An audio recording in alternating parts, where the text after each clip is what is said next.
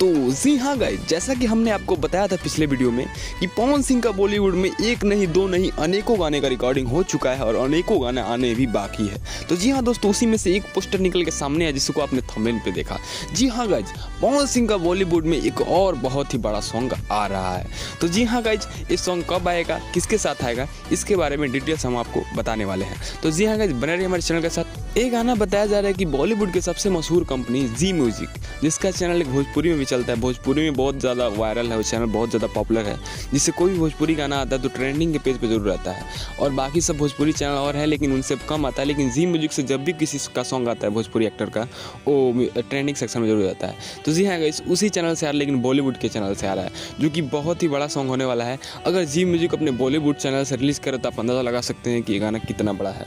तो जी हाँ गाइस, अभी तक तो इतना इन्फॉर्मेशन मिला है कि पवन सिंह का जी म्यूजिक के साथ ही गाना आ रहा है, और देखते हैं कब तक आता है, इसके बारे में कोई इन्फॉर्मेशन नहीं है। जैसे कोई अनाउंस होता है रिलीजिंग डेट का, हम आपको जरूर नोटिफिकेशन के जरिए बता देंगे।